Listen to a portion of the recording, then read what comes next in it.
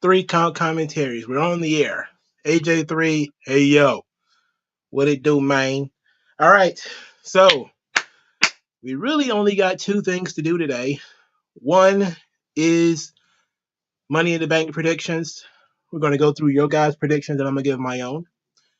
We also are going to do the sort of surprise story about Jacob Fatu. And yes, I was just listening to the video clip of Vince Russo doubling down on his support for Dana Brooke. I literally just turned that video off. I literally just turned it off. If you want to go through it and we got some time, we'll do so. I want to be able to get done in about an hour or so, but I definitely want to give you guys an opportunity for everybody to listen and chill out and hang out and have some fun, you know. But we got business to attend to. So, all right.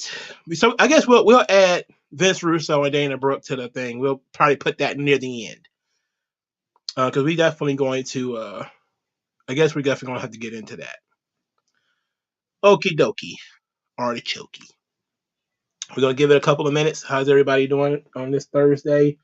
The smog outside is absolutely abysmal. I was having so much trouble breathing. Got bronchitis, got asthma, childhood asthma too. So I thought I grew out of it. But this smog, boy, it's like walking around with a pillow on your face sometimes. It's not good. It ain't good. I used to say Canada sucks when I was a kid. But man, Canada really sucks. You know, it wasn't so bad here. But it's like, wind drifts. So now we're in gloomy Detroit. It's been dismal outside all day, but it's been muggy in terms of very, very hot. So it's not good. It's the craps outside. In addition to that, I will be getting my SummerSlam tickets this weekend. I will let you know where my seats will be. Probably Sunday when we do the live stream on Sunday. I'll probably go through where I got the seats. Hopefully this works out. Hopefully it works out. I actually have GCW tickets for the day before. So I'm going to go to back-to-back wrestling shows. On Friday, August the 4th, I will be going to GCW, which is right around the corner from my house. This is the only reason I go.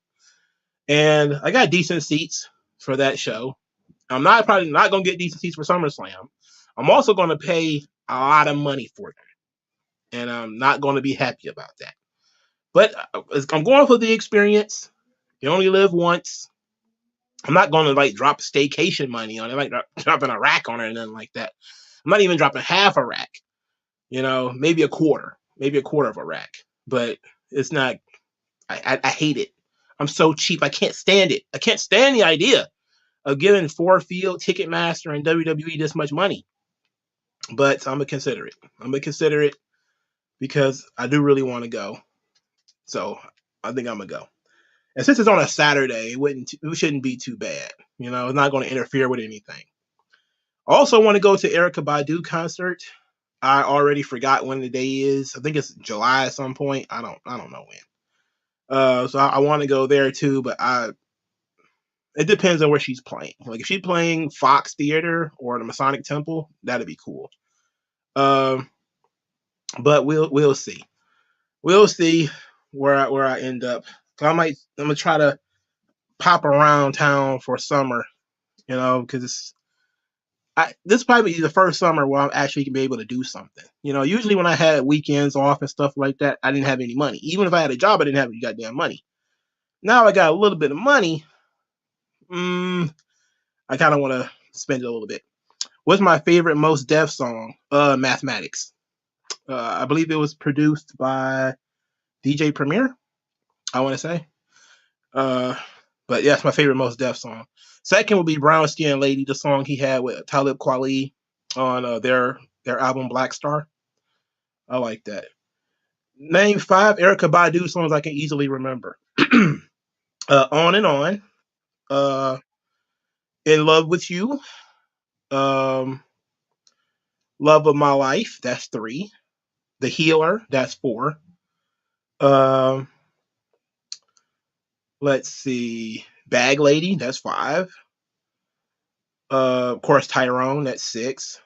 There's quite a few. Take it. I I do want to take a chick to the Erykah Badu concert. I do, kind of as like a. Cause I remember we went to see Lauryn Hill. Oh my goodness. I was around my kind of people at that time. You know, it was the crazy thing is I ran into a college friend. While we waiting for people to file in, I'll tell this story. So this is back when I was in grad school. I took a little bit of money and was going to go see Erykah Badu. So I go to the show and it's like a long line. And as they're chitter chattering, as we walk and whatever. And I'm hearing how many people said like, "Oh, Lauren didn't go. She didn't show up to the Chicago show." I'm like, "Wait a minute. What you mean she didn't show up?" And they just talking like, "Oh yeah, she might not even show up tonight." I'm like, "What?" So I'm jumbling through that in my head, and I walk down to get to the end of the line before you get into the building. And I ran into a friend of mine from college. Believe it or not, this was a chick that I was really good friends with. And I was like, now, technically, I did kind of have a girlfriend. But I was shocked to see that she was with some guy. I was shocked. I was like, oh. What made it even funnier? A Dexter's Laboratory looking ass white man. I was dying, bruh. I'm talking Super Soul Sister, head wrap, everything. White man. Bruh. It was just like that what was that movie where he was like my Nubian queen, but he was talking to this white girl. It was, oh god, it was that in my head. So I was like, oh my god, this chick from class is usually talking all this black power shit, and all of a sudden she's out here at the Lauryn Hill concert with a white man. I was dying, bro. That shit was hilarious. I mean, it was good. The last time I saw them, they was at the last time I saw them, they was at the African World Festival. Believe it or not, and they were engaged at the time, so it was like a year or two later. So I hope, I really hope it worked out for them. But I thought it was funny, And then Lauryn Hill actually did show up, so that was great. Nah, man, I wasn't gonna do that. But besides the fact that I had somebody with me, I wasn't gonna embarrass myself. I also wasn't gonna embarrass her. I'm a man of class, you know. I'm not gonna be like, hey, don't I know you? We talked because we were all in the same class.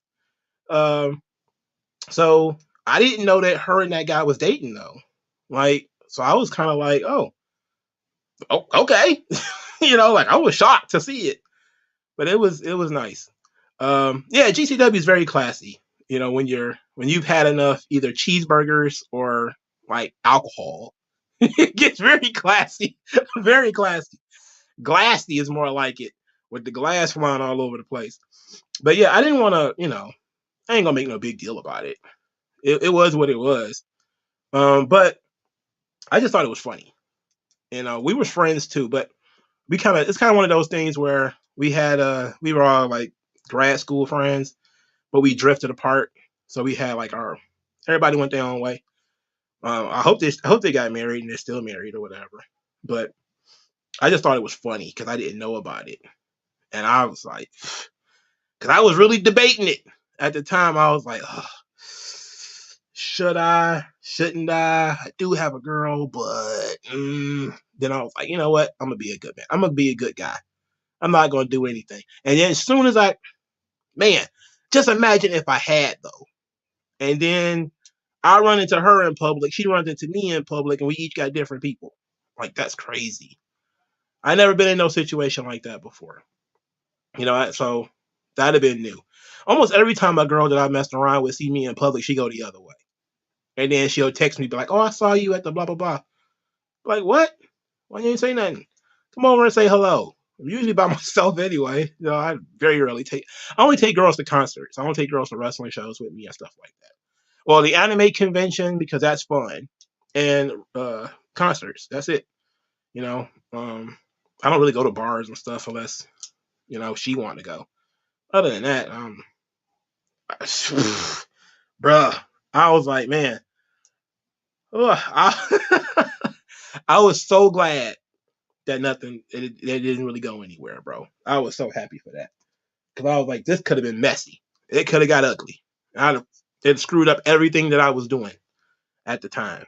But being a good guy has saved me from a lot of trouble. It really has. Cause I could just imagine if I was like regular scumbag Pookie, that'd have been an ugly scene right there in the line of the Lauryn Hill concert. It'd have been ugly. It'd have been ugly. But that was funny. The whole thing was funny because I didn't know she was into white dudes. In fact, she talked terrible about white people all the time. And that's really when I kind of learned about the politics of like certain woke black women is that they talk trash about white men, but they don't have no problems messing with them. Hey, it is what it is. You see what's her name? Alexandria Ocasio-Cortez. You see what's that dork that guess got fired from CNN?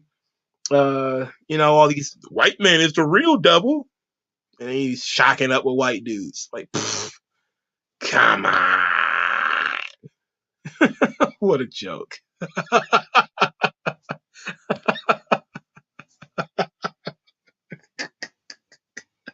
Luke with the good credit, absolutely, curly hair and all, man. I was laughing my ass off. That was so funny. That was a good one.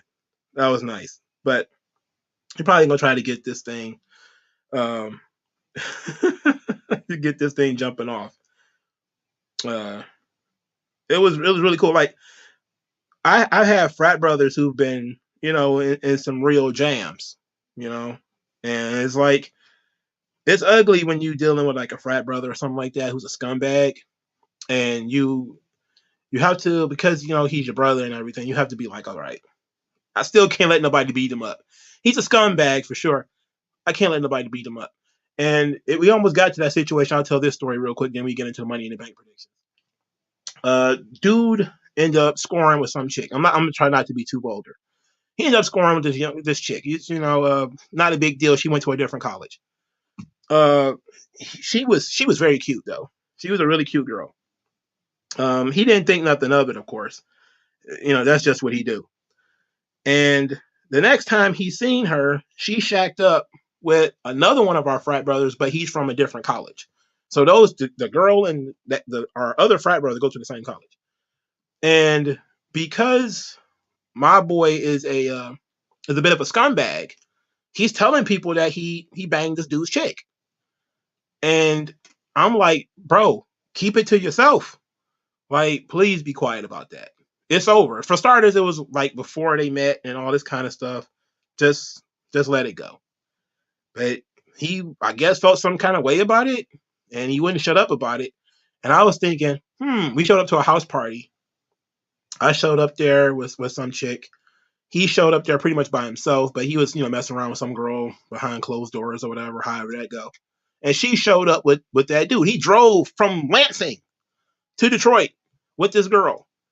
And he just wouldn't stop talking about it. And I was thinking, okay, we're in somebody's house. I don't know whose house this is because I don't even really know. We was on like East Grand Boulevard or something like that. And I'm like, if fight break out, for starters, this nigga is my ride home. So if he get beat up, I'm out here stuck.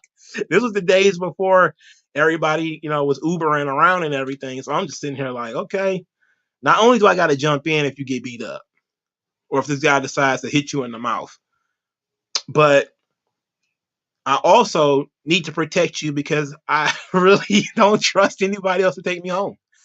So thankfully, he did sober up and decide not to mention it to too many other people that he did what he did. And plus, once, I think old girl basically told him about it, told the other dude about it, and he was kind of like inoculated from it and was like, because I'm like, if he found out, like, and this is the way he found out at like a house party, because you were here being funny, Man, for starters, it's frat brothers fighting in their colors. I'm like, bro, this is about to be ugly. Everybody gonna get called to regionals. And I'm gonna get in trouble because I'm the oldest. So it's like, why didn't you do anything? And I'm like, what the fuck I'm supposed to do? I'm supposed to do? You know, it ain't my fault this girl can't keep her legs closed and she banged two dudes who know each other. It ain't my fault. But that's the responsibility when you're like the oldest of the, you're supposed to take responsibility for everybody. So that's when you pull up somebody to the side and be like, look, little brother, man, just chill. I don't know if she hurt your heart. You thought it was a smash and pass, and then you saw her with somebody else, and it wasn't that. So, but I think that's what it was, though. I think the fact that she moved on so quickly hurt his feelings. He moved on quick. It wasn't a problem. She moved on quick. Oh, he's about to cry about it. I'm like, man, drown your sorrows in this alcohol and shut up. Don't start nothing because everybody get kicked out. Because I'm keeping it real.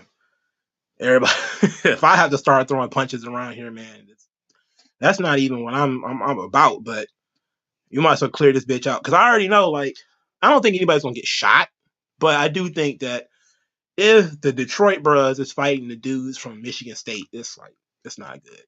it's not good. That's definitely something where we're gonna have them nosy niggas from upstate calling us like, what happened? They was already calling us over dumb stuff anyway. But yeah, those old frat days. It was not very good. Yeah. Heartbroken. Trying to play the role like it wasn't no big deal. I hit it a couple times, you know me. I'm like, yeah, I know you. But it didn't work out. NXT, why is NXT taped? What's the purpose of NXT being taped? They're not going to London. What the hell are they taping for? But yeah, okay, I'll check. I'll make sure to avoid the spoilers. I pretty much got a lot of sites banned that would do the spoiling. All right, so let's get into. We're gonna start with SmackDown because there is some big matches on SmackDown first. I asked you guys 2 days ago from the 3-count prediction poll who's going to win the WWE Women's Championship match, Asuka or Charlotte. 59% of you said Asuka. I think that's a pretty good choice. I think Asuka winning is the right decision. I don't know why Charlotte would win. So it's kind of confusing to me that we would even put this match on a taped SmackDown. Like, that's the weird thing because I don't think SmackDown will be taped tomorrow. I think. London time, American time is different. So it's probably like the middle of the day tomorrow is like tonight. I'm sorry, not middle of the day tomorrow is like night over there. So it might be like 3 o'clock in the afternoon, 4 o'clock in the afternoon when the spoilers come out. It probably won't be long. I'm gonna be able to avoid them though because I don't look for spoilers, and unless something major happens, I'm pretty sure it's not going to trend and tear up my timeline. So, but I agree with everybody. I think I'm gonna go with Asuka. I think it's a better story to tell with Asuka as the champion. I don't think we need. I don't know what more you can do with Charlotte. It's like I think we're kind of peaking on both Charlotte and Asuka though. It's like where are we going to go with either one of them at this point? Charlotte, she's wrestled everybody except Bianca. And, some of the newer chicks like, Zelina Vega, who is very small. And I just don't see that much of a future with Charlotte. And, but Asuka, there's at least the EO match. There's Zelina. There's a couple of others. Even though she's already wrestled Zelina, there's some other matches that you could possibly have. If you was to do like the Raquel Rodriguez, I don't know. Is Liv Morgan on SmackDown or she's on Raw? Like I don't know. I don't know how that works. The tag team. I don't know. But there is some matches you can have with Asuka that you haven't had yet, and there's some different gold to mine in that space, but not so much with Charlotte. So I'm gonna go with Asuka. I asked you guys about the WWE Tag Team Championship match, whether Sami Zayn and Kevin Owens will defeat Pretty Deadly. 83% of you said Pretty Deadly. I'm sorry, that was wrong. 83% of you said Sami Zayn and Kevin Owens. I think that's a safe choice, but I'm thinking Pretty Deadly's going to win. I think they're going to cheat, and it'll be the big surprise. It'll probably be the one thing from SmackDown that gets spoiled, just without a doubt, is if one of these titles change hands. That's going to be the number one thing that's going to get spoiled. And I would prefer if they didn't switch any titles on this show and just leave things as is, and then maybe do a live episode of Raw or something like that if you're going to switch the belts. But I think they're going to give England some stuff. They're going to give them something for coming out. They got to come out 2 nights in a row. So I think they're going to end up with some stuff. They're going to end up with something special for SmackDown. So I do think, but I don't know if Pretty Deadly winning right now is the right option. Like, you have a lot of upside with Pretty Deadly. But I don't know if them winning right now is the right move. I definitely think they'll be tag team champions, but right now, they've been on the roster about a month. Like, I think if you give them the belts now, you put them in the same position the Street Profits was in. Like, the Street Profits, they had that really long title run, and everybody was tired of them. And I think it was 2020, 2019 or whatever it was, where the Street Profits seemed like they were champions forever. And now they can't buy a win because, you've tapped out, and they don't do storylines in the tag team division for some reason. And I think it'll be a similar thing with Pretty Deadly. If you give them the belts right now, then they'll be champions for a few months, and people will just be like, we don't really know what they can do outside of what we've seen them do. There's no desire to push them as, stronger acts and build up over time and stuff like that. I don't know. AJ3 says those tag team titles are a joke. Owens and Zayn, a lie in the world on fire unless they're waiting for a DIY. Which is what I'm thinking. And that was again my very next step, is that if Pretty Deadly don't win, how are you going to keep them interesting? Now, you can still do Kevin Owens and Sami Zayn versus DIY at like SummerSlam or WrestleMania or something like that, because you just put the belts back on Owens and Zayn. So the question is, if Pretty Deadly do win, how long should that run be? I think they should just go ahead and take the L. Just beat them and build Pretty Deadly up in an appropriate way. Let them do vignettes, let them do character stuff, and then they'll be back in contention before you know it. But I think the issue here is Zayn and Owens are so goddamn cold. Like, they're really cold. Like, the heat that they have for for WrestleMania is almost gone, because they've done nothing since April. It's been 3 months almost, and they haven't done anything. So I'm looking at it like they need something, and I think Pretty Deadly can be that thing that could help Sami Zayn and Kevin Owens. Unfortunately, that you just can't keep beating them. So the only other option you got is to put the belts on them. Has Pretty Deadly lost a match yet? I think they have lost already, haven't they? But I don't know. I understand the desire to put the belts on Pretty Deadly, and I'm actually going to choose them to win, because I think that they want to give a hometown crowd something special. So I definitely think they're probably, if they're going to do anything, hometown. I think that's going to be it. It's going to end up being Pretty Deadly winning the tag team titles, if they do anything.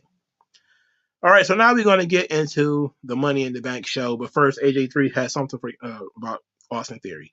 Says Austin Theory needs to take the U.S. title to NXT because there's nobody to challenge him on SmackDown. See, that would be useful. You know what also would have been cool? If he was like the NXT champion right now. Because, or if he was Mr. Money in the Bank and he was running and the clock was running out and he's got to cash it in before Saturday, or not, or give up his Money in the Bank. Like, why don't we ever do that? Like somebody who holds their money in the bank too long, and then you think, okay, I got a year, and then it's like, okay, I got 3 months, okay, I got two months. Oh shit, I have to cash this thing out in 2 weeks. What do I do?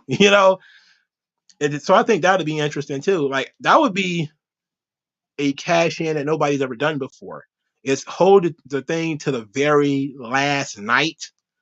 Maybe you could do something slick where he cashes in his money in the bank the day of Money in the Bank. That way, technically, he's not really Mr. Money in the Bank anymore, but he kind of is. And I think that would be interesting if a guy held his briefcase for 365 days. Or if he was to cash it in on a house show, which I wouldn't. That's something I technically would do because it would be something people wouldn't expect. Like, I think that when Diesel won the title at a house show, I remember being a kid thinking like, oh my God, house shows are the shit. People actually win and lose titles at house shows, because you are conditioned that, yeah, these guys are working house shows, but nothing's going to change. So when something actually happened at a house show, I would imagine people was like, wait a minute, maybe we should start going to house shows. Maybe guys might actually switch the title. I think they did a house show title switch with Andrade and Rey Mysterio. What was this, 2019, I think it was? Yeah, it had to be 2019 or 2018.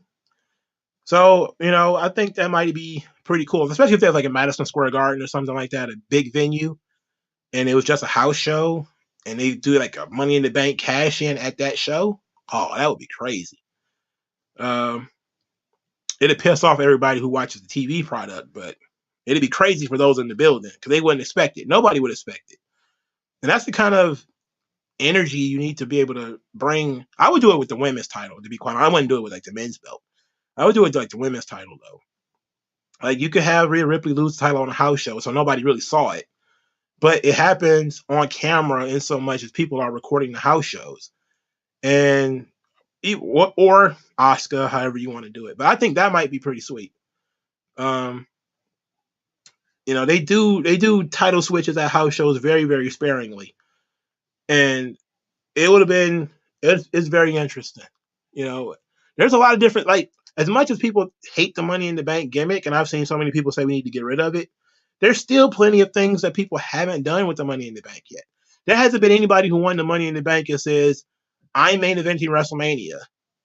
So my briefcase, I'm cashing it in at WrestleMania, and then took the decision out of the hands of the Royal Rumble winner. So you create that situation where, okay, the guy who won Money in the Bank is cashing in his Money in the Bank at WrestleMania, but the Royal Rumble winner is guaranteed a title shot at WrestleMania.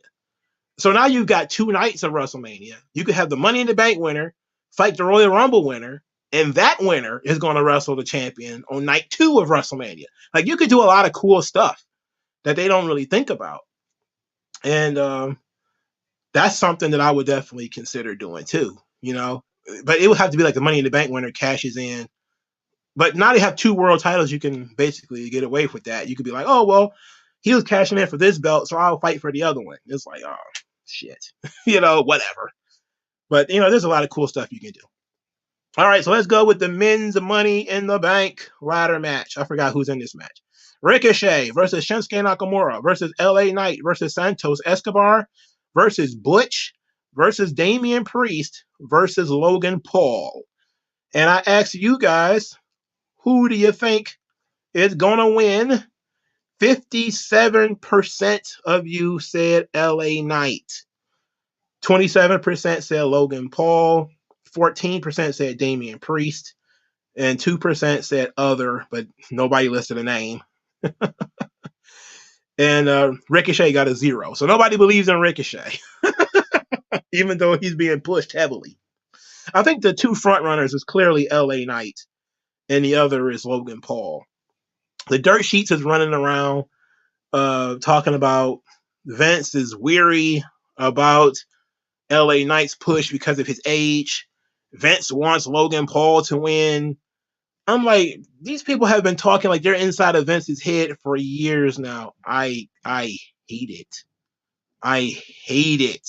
It's so dumb. Like, I don't think Vince gives a shit about who wins Money in the Bank. You know, I don't think he gives a damn. Um, Logan Paul winning Money in the Bank would be interesting. It would be interesting, but he's not a. He could take the briefcase technically and disappear because he's not going to be around full time. So he could technically win it and disappear, and then pop up when you least expect it and cash in. That was similar to Brock Lesnar, who wasn't around a lot, and he just showed up and cashed in. But I think Brock actually called his shot first episode of SmackDown. Money in the Bank, man. It's a big four pay-per-view. Money in the Bank is a big show. It's like Royal Rumble #2. Like they really throw some hard shit at the Money in the Bank. They really do. And I expect some big stuff. It's like what Top Dog is like, is Randy Orton going to be back? People are like, is Drew McIntyre coming back?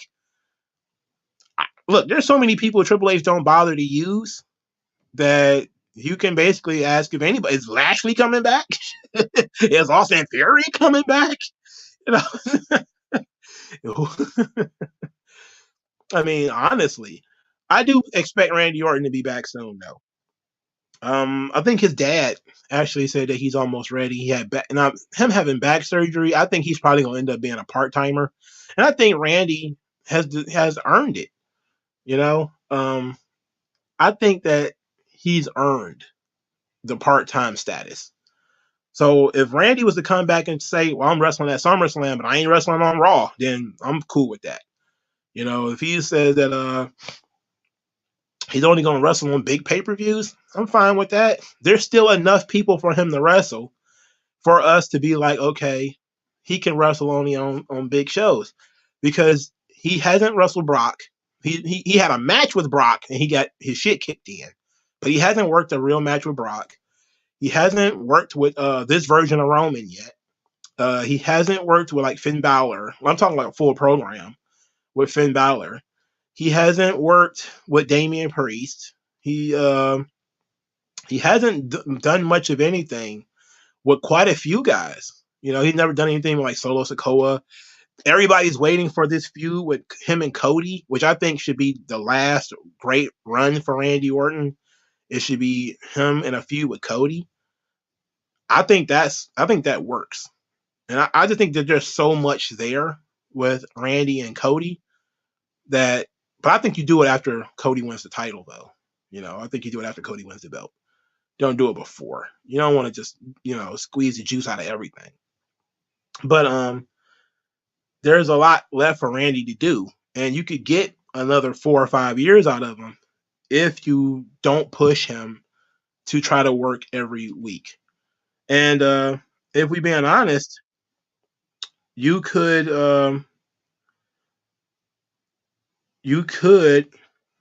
I think I saw somebody tweet out that Randy's been in this business for 20 years now, consecutively. Like, that's a big deal. That's a really big deal, man. So Darren Gordon-Hill, he despises the Money in the Bank ladder match, says the Money in the Bank is trash, cheap title wins. I think that's a big issue. That's a legitimate criticism, especially on the women's side, because so many of those women's Money in the Bank winners, they win the title immediately. They're champion for about a month, then they drop it. And then about 6 weeks later, it's like it never happened. Like how many people remember that Nikki Cross was a women's champion? How many people remember that? I remember it, unfortunately, because I was kind of like, hey, it might be something. We don't know it, and people might warm up to it, but they never did. And now we're pretending that version of Nikki Cross never existed. So I do think that the Money in the Bank, as it's used, treats the world title like it's the 24/7 belt, and that's not good. So I do agree with that the cheap title wins thing. And now you have 2 belts, it really does make it even cheaper. But It's usually really bad for the women. It's not great for the guys. Like it hasn't. I don't think the Money in the Bank has made a guy in a long time. You know, I don't think it's like everybody wants the Money in the Bank to do for a guy what it did for Edge or what it did for Seth Rollins, and takes this guy to the next level. But it very rarely happens that way. You know, because if you lose, you look like a goof. You know, Damian Sandow is probably one of the biggest goofs of all time. Not only did he attack John Cena with the briefcase, hit him with it numerous times, and then proceeded to lose the match. Absolutely hilarious. Baron Corbin, I think they used his as a storyline where basically he dropped it in a I think John they used it to build up a match with John Cena or something like that. It was something dumb that they did with him. Austin Theory was basically he got caught in the transition. Uh, Triple H did that to him. It's very unfortunate. You know, he's been off. He's been off the rails ever since. But I think a lot of people believe it can really do something for LA Knight. You know, I'm looking at the field. It's a lot of mid carders. You know, like the thing is when we're talking about a lot of these guys, they were on the cusp already. Like Darren Gordon-Hill's talking about like Rob Van Dam. Rob Van Dam was a perennial contender already. You know, like Rob Van Dam was the kind of guy who could just challenge for the title anyway. You know, so he was basically already there. But every time they gave the Money in the Bank to a straight up mid card guy, it led to mid card shit. CM Punk, for instance, when they gave him the Money in the Bank the first time, it led to a mid card title run that was one of the worst world title runs in history. Where I think they booted him off like 2 pay-per-views. He looked like shit in a match against Batista once, where Batista's like twice his size. It was nuts. You know, it was crazy. He looked weak in that match. Then I think wasn't too long after that where they took the title from him by kicking him in the head. They didn't even pin him for it. They just kicked him in the head and he lost it. It was so stupid. Mr. Kennedy, I think he was a guy who was right there. He was a guy who the Money in the Bank could have took him to the next level, but of course he got injured, quote unquote, and they ended up dropping it to Edge. Cena didn't need it. Rock didn't need it. But you know, Corbin was a guy who maybe it could have helped him if it had actually gone through. But Sandow, it never made sense for Damian Sandow to win Money in the Bank anyway. You know, I don't think he was ever a top character. You know, I don't think his character was over or strong enough. It just typified we're trying to make a mid carder a world champion. Dolph Ziggler got a great cash in, but he wasn't champion that long. You know, he got booted in the head not long after that, lost the title and never got it back, and that was it. Alberto Del Rio cashed in the title, won it from Daniel Bryan, I think it was. He lost it to John Cena the very next month. You know, so the Money in the Bank, it can be used incorrectly. You know, there are so many terrible things that you could do with Money in the Bank, and they have chosen to do that a few times. And I think this year is probably going to be another one of those times, man. I think this year they probably going to put it on one of these mid card guys, and you know Ricochet as Mr. Money in the Bank, and we're all going to just shake our heads at this, like, bro, there ain't no way. Nobody believes Ricochet is going to be a world champion. Nobody believes that, you know. And I would be shocked if it was Ricochet. You know, I would be very shocked. It might actually be worth doing just to hear my reaction, because I don't know what my reaction would be. Would I be furious that little ass Ricochet was Mr. Money in the Bank? Not really, because he won a ladder match, you know, and you know, not because he actually beat anybody. But I'm thinking it's safe to say Logan Paul and it's safe to say LA Knight. But I would like for there to be at least a third option. You know, I would like to be at least a third option. WG Phil say, who is this generation's Alberto Del Rio? Someone who's pushed to the moon and suddenly lost steam. Well, Austin Theory. You got it right there. Austin Theory. You know, I think that it speaks for itself. You know, he was a guy right there on the cusp. Vince had his thumb on the scale for him. As soon as Vince was out of power, they kept looking for ways to screw over Austin Theory, and they found it. Darren Gordon-Hill said needs the right heel to tease it and the right face to be cashed in on. Yeah, usually I would take that the whole cashing in the Money in the Bank while a champion is tired or sick or whatever is heel stuff, and that's been my contingent with the Money in the Bank. Is if you keep attacking the champion from behind, like it gets the big pop, but then it's like, okay, what else? You know, and that's the thing that always kind of I never really liked. I never really liked that idea, you know. So there are certain ways you can do it, I guess, but I just know I will legit be disappointed if it's Shinsuke Nakamura. I'll be disappointed, not because I don't like Shinsuke Nakamura, but because I don't think he's at that level. Damian Priest, they have not put him at that level, so I don't. Even though he's the biggest guy in the match, and even though I do think he's incredibly talented and he can talk and he can work and everything, he's been the guy in Judgment Day that takes pins. You know, he's the guy who eats the pins. So I don't know. And Santos Escobar, he's just so far away from the title, it don't make sense. You know, like this guy can barely win a singles match. You know, I think Big E did okay. The problem again was the surprise heel cash in, and then the run. The run itself lacked something. I think Big E was one of those guys who was right there on the cusp too. His Intercontinental Championship run was better than him being a world champion, though, if we're being real. When he was the Intercontinental Champion, I thought he was legit. When he was the world champion, though, I was kind of like, he's okay. You know, it felt like New Day was the world champion. That same thing happened with Kofi, you know? And I didn't like that. That's why I think he needed to be on his own. But it was weird. I'm looking at things and saying to myself, because Seth Rollins is the champion, you could realistically say all of these guys in this match can run with Rollins. It's not Roman, you know. If it was Roman, I would say nobody in this match has any business being in this match because you can't beat Roman with none of these guys. But because it's Seth, well, Nakamura can beat Seth. You can beat Seth with Nakamura and not damage Seth too much.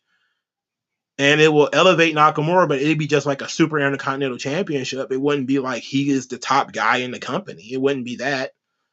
It would feel the same way if it was Santos Escobar. You might be able to get away with putting Santos Escobar over Seth Rollins. I don't even see why you would have him in the same building with Roman.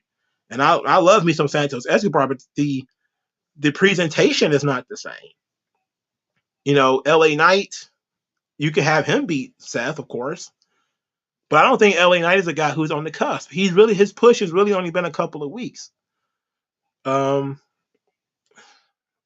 I don't know. Like, so I'm looking at this thing and I'm saying I think the safe option is LA Knight, but the safest option would be Logan Paul because he's got star power.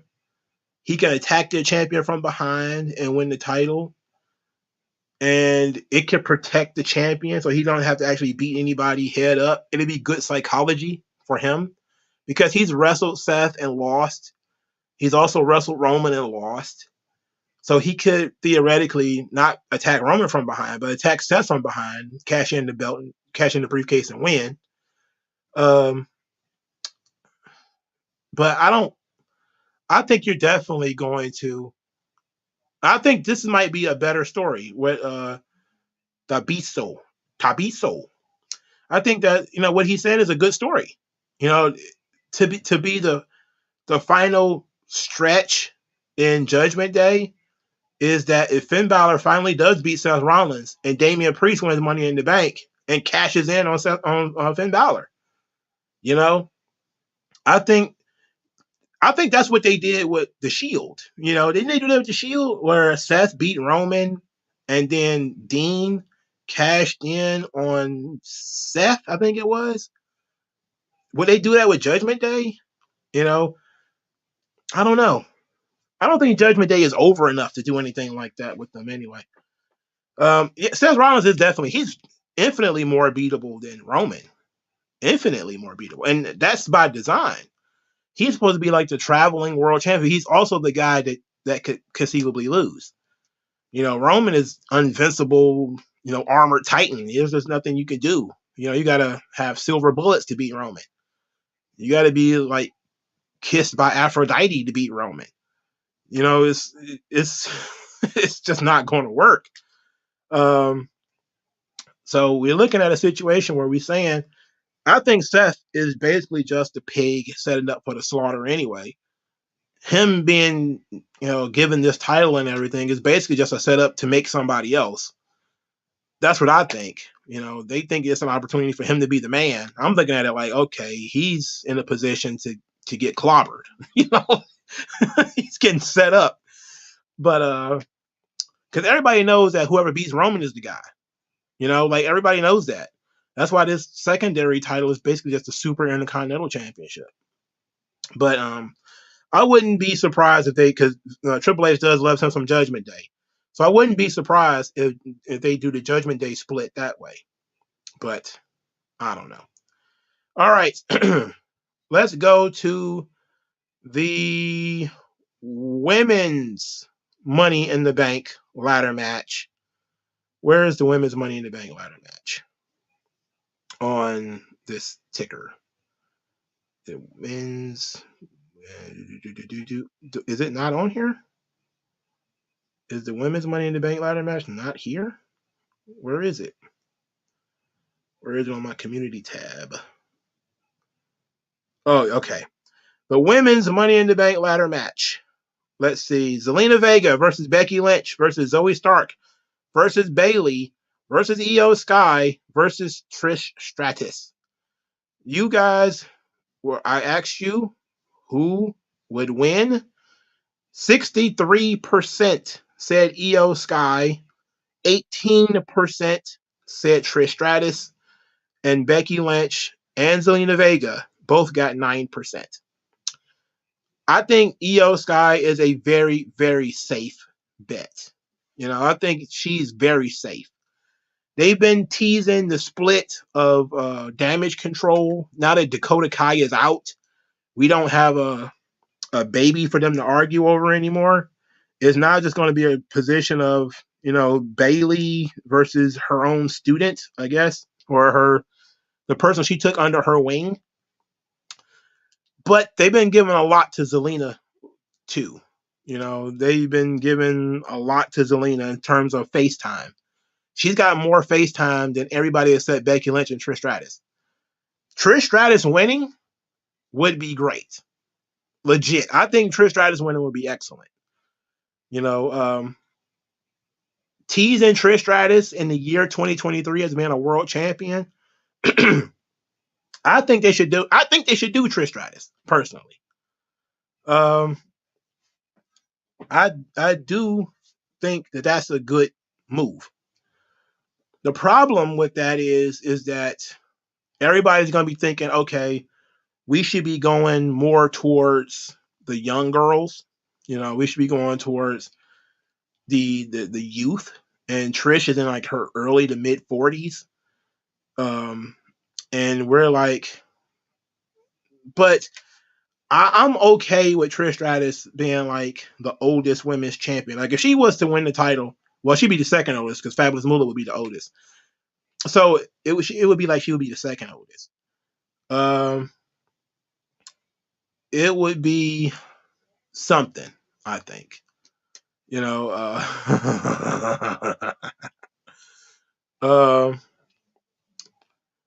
Leith LZ says cashing in on the Intercontinental belt and losing then a B-list celebrity and an A-list scammer holding the contract. Damn, the Money in the Bank is going downhill. Look at the people that they could have put in this match that they didn't. Lashley, Austin Theory, Drew McIntyre. You know, there's Cody's not in it. Cody's not in it. You know, he is your top babyface, the guy who's selling most of the merchandise, and he's not in the Money in the Bank ladder match. He's been looking for an opportunity to fight Roman Reigns again, and he passes this up. No Money in the Bank for him. He's not interested. It's hard to justify that kind of stuff, you know? It's hard to justify that kind of stuff. Lord Cosmo says mainstream audience aren't interested in guys like Seth as a top guy on TV because he's not involved in anything entertaining. He continued by saying it's not Seth's fault, but he's one of those guys that WWE hasn't fully utilized and given him more star power. He doesn't draw as champion like Roman because of the booking. I think it's more than that. It's also his look. It's also his charisma. Look, Seth has charisma, but he ain't even as charismatic as Roman. You know, Roman is also big. He's a very typical WWE guy, Roman Reigns is. Seth Rollins is a very typical B-level WWE star. An Eddie Guerrero, a Randy Savage, you know, a Shawn Michaels. He's not a Hogan or a Cena, you know. He's not going to transcend the business, you know, or anything like that. The company isn't looking to do that with Seth Rollins. That's why I call him the Super Intercontinental Champion. You know, he's incredibly athletic. He's the kind of guy you would want as your world champion if you were running a work rate promotion, you know? And they keep saying that stuff, that Roman is the box office while Seth is the in-ring guy.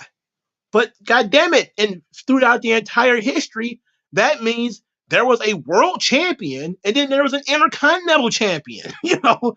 And you're continuing saying the same crap, but you're just now saying, okay, we're going to make the Intercontinental Champion a world champion. That's ridiculous, you know? The Intercontinental Champion is the in-ring guy. We know that, right? I mean, it's always been that way. Greg the Hammer Valentine, Tito Santana, Ricky Steamboat, Randy Savage. On the off chance that a guy who is box office, like the Ultimate Warrior, becomes the Intercontinental Champion, we have to find some way to get it off of him, you know? But that's always been that role. It's the role of the world champion to be your box office attraction. You know, Seth Rollins is not a box office attraction on the level of Roman Reigns. And part of it is because he doesn't have the same level of charisma. It also is he's a work rate guy. And that part of that comes from his Ring of Honor breeding. You know, I'll call him, you know, a stallion, a racehorse. You know, because he adapted to the WWE system, but that Ring of Honor work rate stuff is still deep within him, and it was always in 2015, 2016, 2017. His athleticism is really all he had going for him. He wasn't really cutting great promos, and the Architect was a good character, but he was a beatable champion. I don't see how that has changed just because he got a little bit bigger. You know, I look at him like, you know, Roman is Hogan, Seth is Randy Savage. Except for in this generation, they can both be champions at the same time. And you put Roman over here, you put, you know, Seth over here, and they can both run in their own lane. But back in the 80s, you couldn't do that. There was only one top guy. There was only one world title. So that one guy got that one world title. And Randy Savage had to be the greatest Intercontinental Champion of all time, or one of them, you know, because he couldn't be the world champion. And then when he finally did become the world champion, he was still secondary to Hogan. And that's how, you know, Seth is doing right now. Seth is a world champion right now, technically. But he's second to Roman. All right. All right. So when it comes to the women, I think it's a safe bet to give it to Io Sky. And I think she's safe because Triple H loves him some Io Sky. He really does.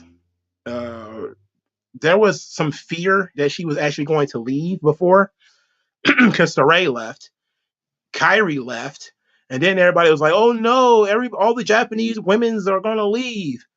You know, they don't know what to do with the Japanese women's." And then Io came back, and everybody was like, "Yay, she's back!" And I do think that you can do something with Io.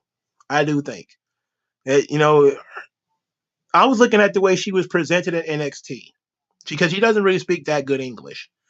But when they was doing the vignettes when she'd be like underwater and all that kind of stuff, it was cool. It was different. It was unique because they knew, trying to get her to do live promos didn't really work out. So they treated her like a final boss, where she cut these very mysterious, underwater promos and all this kind of stuff. And it was all vignette. You could do that again, and that would work, I think. And if you but it'd be work rate shit. She wouldn't be box office. She wouldn't be Bianca Belair or Rhea Ripley because, she's a small Japanese woman who don't speak the language, so it'd be like, or don't speak the language that well. It'd be almost 100%. When she does cut promos, it'd be simple, shut up, bitch, or something like that. It wouldn't be like long, drawn out promos that WWE fans are used to. It'd be a lot of matches. A lot of matches. But I think that's why they gave the belt to Asuka, if we're being honest. Asuka's a more beatable champion than Rhea. Like they have this thing pretty much figured out, don't they? You have your invincible champion who is really the world champion. Like Rhea Ripley of the women is really the top girl. All right. Whoever wins the female Money in the Bank is not challenging Rhea Ripley. Forget it. They're going to challenge Asuka because Asuka's infinitely more beatable than Rhea. Why? Because they have presented Asuka as being more beatable than Rhea. Asuka needs to cheat. She's also been around a lot longer. Asuka's done crazy amount of jobs. Who really cares at this point?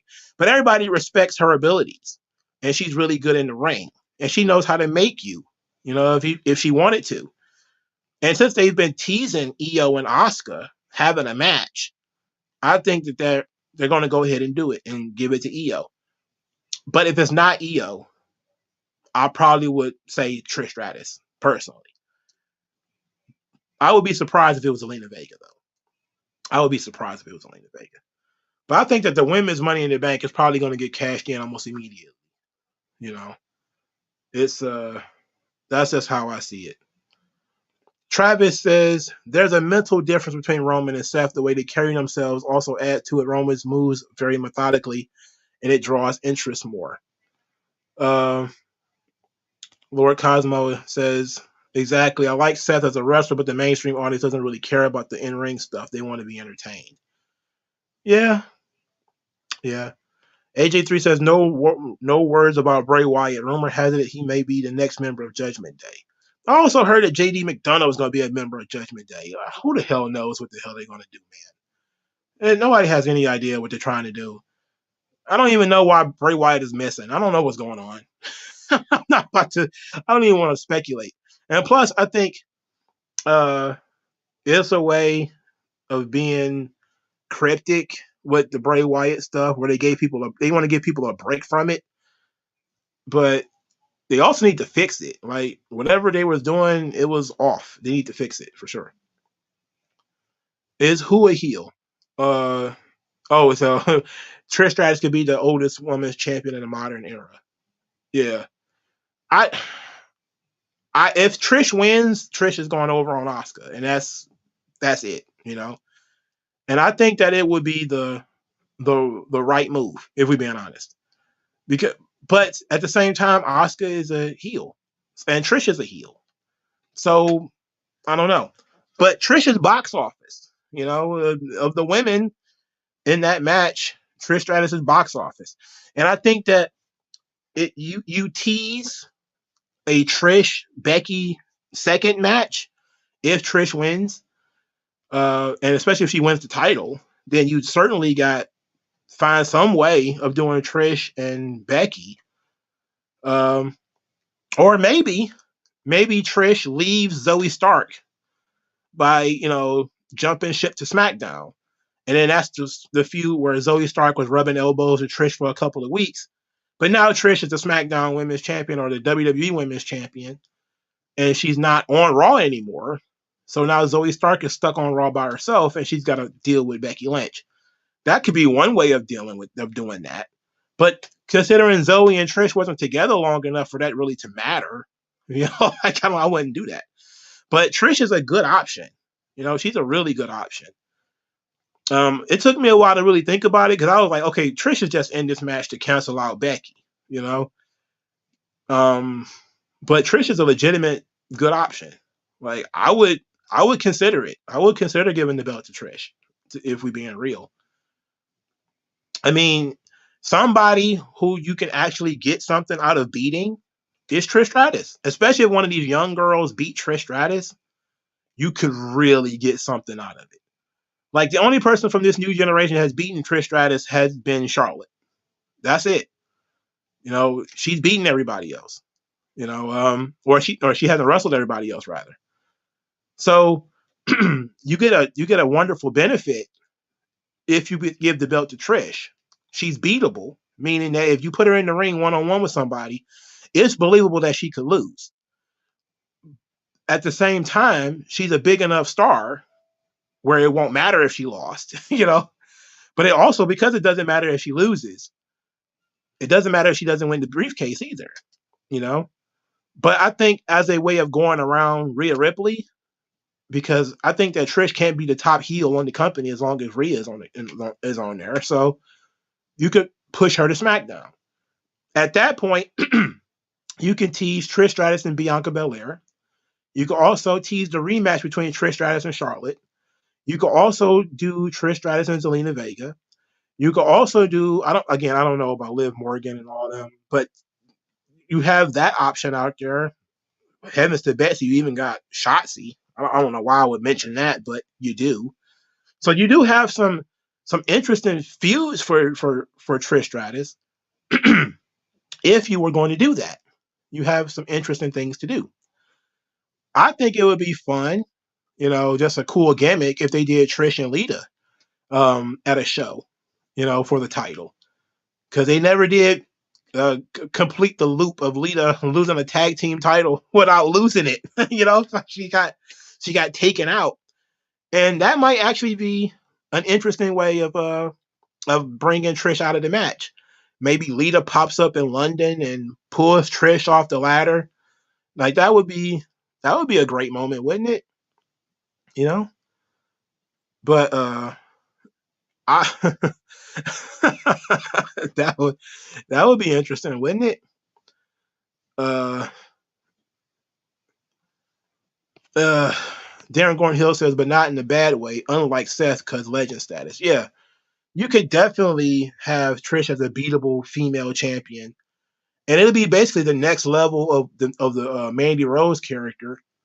So there's a lot you could do with Trish as a champion. There's a lot of options there. And if you're looking at story potential, Trish is a strong contender. Can cut promos. Everybody knows who she is. It's a great comeback story because she's been out of the ring for so long. Fresh matchups against people she's never worked against before. She gets to continue helping build other people. She should build a stable, if we're being honest. I've been kind of thinking about that too. It's like, okay, Zoe Stark is one person. If you add more people to Trisha's stable of like the young girls that she mentors, like you could really do something like I don't know, the Trish Stratus Appreciation Society, you know?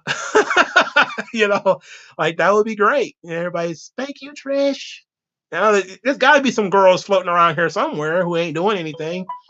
Um, and I don't mean just like Xia Li and that kind of stuff, but there's got to be some interesting some people who aren't doing anything who could definitely benefit from being a satellite to Trish Stratus, being one of her little acolytes or whatever.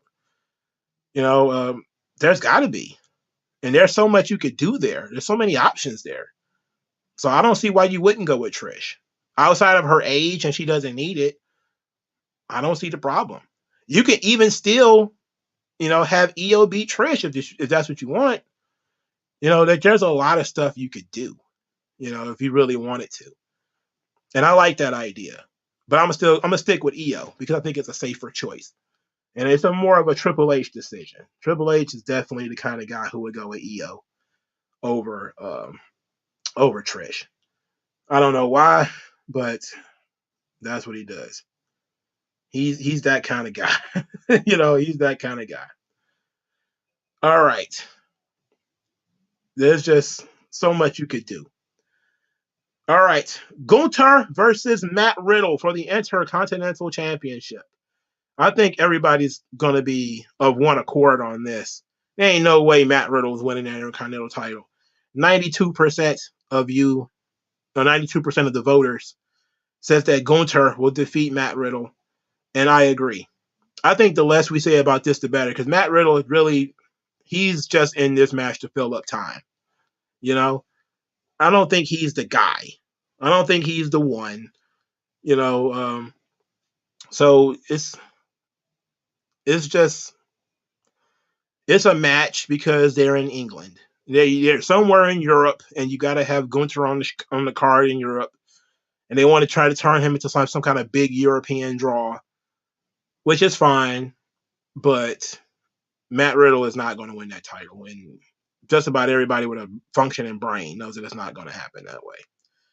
All right, the Women's Tag Team Championship, Ronda Rousey and Shayna Baszler versus Raquel Rodriguez and Liv Morgan. I asked you guys, most of you voted I don't care at 55%. 55% voted I don't care. So I tend to agree with you. I also do not care about the women's tag team championships. But for the sake of predictions, I'm going to go with Ronda Rousey and Shayna Baszler. And I think that's very safe. AJ3 says, if Mandy Rose was not released, she would have added perfectly in Trish's stable with Zoe Stark. I don't think so. Mandy Rose she's a narcissist. Why would she be an underling for Trish Stratus? You know, I don't think that would work. You would have to definitely change Mandy's. And she's too old. If Mandy was a younger, girl, then maybe. But Mandy as a fully mature women's wrestler, I don't think so. If this was, when did Mandy come in? 2017 or something like that? If it was like around that time, then yeah, I could see Mandy being like a underling to Trish Stratus, but not today. I don't think it'll work today. You know, it wouldn't work. Especially after Mandy has done Toxic Attraction, I don't think it'll work. You can't take somebody who was a leader and then make them a follower. They have to still be a leader in their own right. Like when Ric Flair was in Evolution, he wasn't an underling. He was just kind of like, he was the advisor. He was the wise man. You know, so, you know, that was different. Mandy Rose as the manager of Pretty Deadly. I think that would be magic. You know, that would be magic for sure. But we've already seen that Mandy has potential on her own. We don't need to. You know, plus, what's the age difference between the two of them? Like 10 years? You know, I think Mandy's about 35 or something like that, and Trish is like 45. I don't know. Flair was not 70 during Evolution. He was in his 40s, I think, 50s. No, he was in his 40s. No, wait a minute. He was in his 50s because he was in his 40s when he came to WWF. And basically, he wasn't a every week wrestling guy. He was next week. He was basically every once in a while Flair would wrestle. You know, he was basically Triple H's, let's say, wise man. I don't know about manager. Let's just say wise man. He was his advisor. You know, but Flair had a unique role. Like, he wasn't Triple H's underling. Batista and Randy Orton were the underlings because they hadn't done anything yet. You know, so, you know, he wasn't. Flair was a goon for sure, but he wasn't. You know, like, Heyman is one of Roman's goons. He's a minion, but he's not.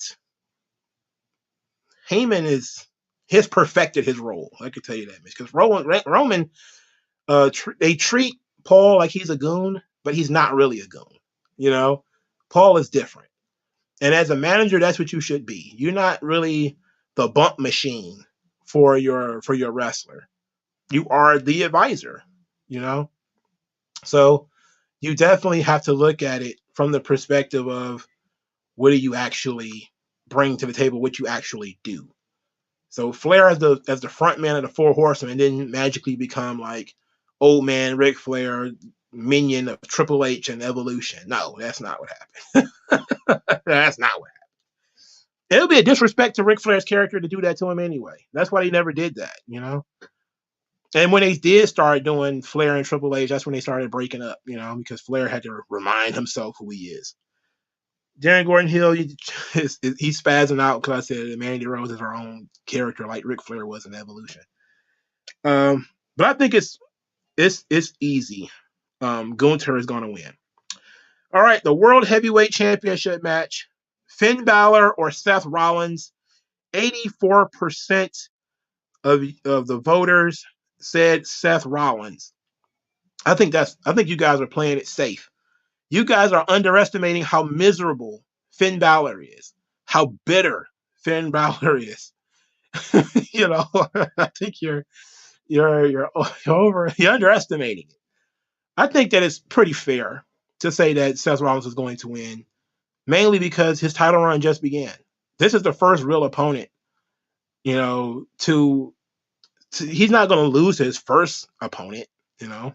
So even though I say that Seth Rollins is a beatable champion, I don't think that he's going to lose to the first mid-card guy he has a match with, you know. It seems odd that we would even suggest that, you know. So Seth Rollins winning is pretty much a cakewalk. I don't see why he wouldn't win. It would definitely do damage to Seth if he was to lose to Finn Balor, unless it was by like a hellacious cheating, you know. So it had to be like a hellacious amount of cheating in order for it to work out. But I'm gonna go with Seth. Next, Cody Rhodes versus Dominic Mysterio. 75% of you said Cody Rhodes. That's actually a surprise that 25% of the people think that Dominic Mysterio has a chance. A lot of people, well, the two people who responded said that they think Dominic will win because Brock will interfere or there will be some kind of Judgment Day interference. That is a good way of explaining why you think Dominic Mysterio will win. You know, I think Cody is pretty bulletproof at this point. Like, look at what they had to do in order for Brock to get over on Cody. They're going to have to hit him with a spirit bomb in order for Dominic Mysterio to even have a chance. At this point, we're looking at a prolonged squash match where Dominic gets very little offense. I think the match probably going to be about 15 minutes, I think. You know? I think that definitely will screw Cody. But I think it'll probably be more likely a disqualification more than Dominic winning. I just don't see it. I don't see them beating Cody with Dominic. I just don't see it. I don't see it. Look what they had to do to get Brock a win. They was protecting Cody that much. If Brock was to show up, let's say, and he F5'd Cody through a table, they threw him in the ring, Dominic Mysterio did the frog splash and got the pin. The heat would be tremendous. The heat would be great. Now, Dominic does need something else to talk about now that he's not feuding with his dad anymore. But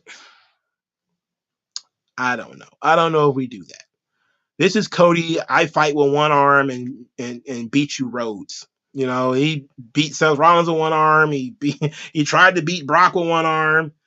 I just think that even in canon, when it comes to the characters, you definitely have to justify how all of a sudden Cody is going to get beat by Dominic Mysterio. I don't know.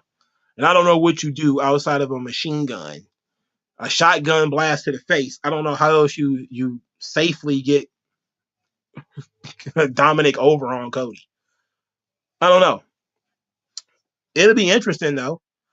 But I definitely do think that we're probably going to see Brock show up either after this match or during this match. Either way, I think it's inevitable that Brock is going to be there. You say Titi and Pyro is suggesting that Dominic Mysterio can beat Cody Rhodes and then challenge Seth Rollins at SummerSlam, which would make one of the SummerSlam main events Dominic Mysterio versus Seth Rollins. Well, they wrestled one-on-one at SummerSlam before, right? I think. Boy.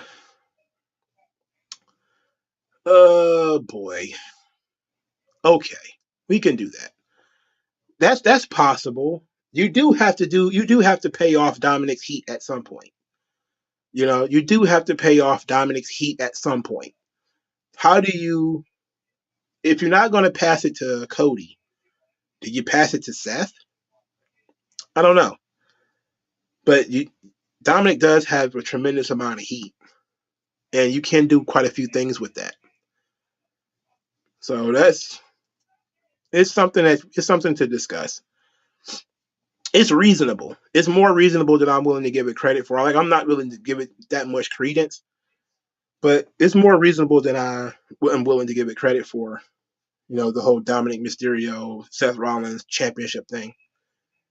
It's possible. And it would make sense because, AJ3 says it was Dominic's first match that he wrestled with Seth Rollins. So you got that history there. They do like talking about the history of things now. So you got something. Ooh, excuse me. Sheesh. All right. I'm still going to go with Cody, though.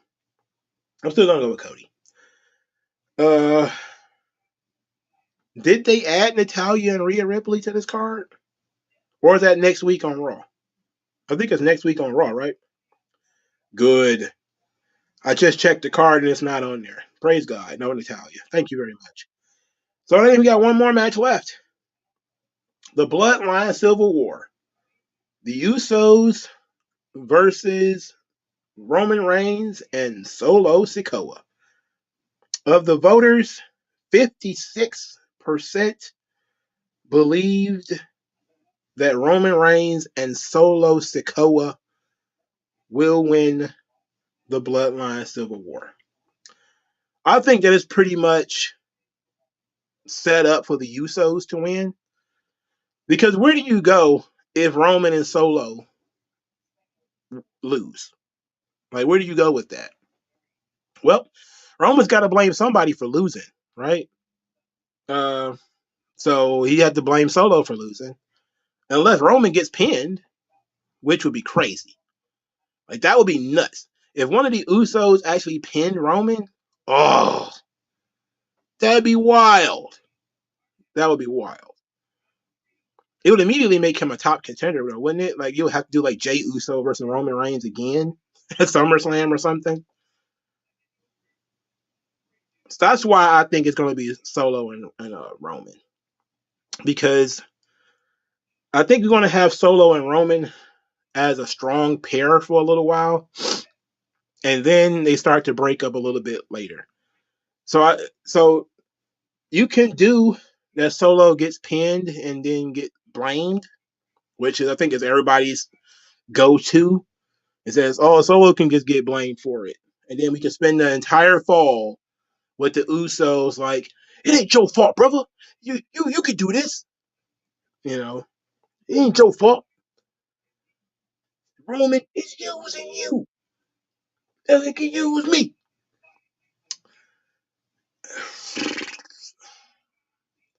I'm thinking this ain't gonna be the last match between the two. I'm thinking whoever wins is gonna be a rematch. That's what I'm thinking.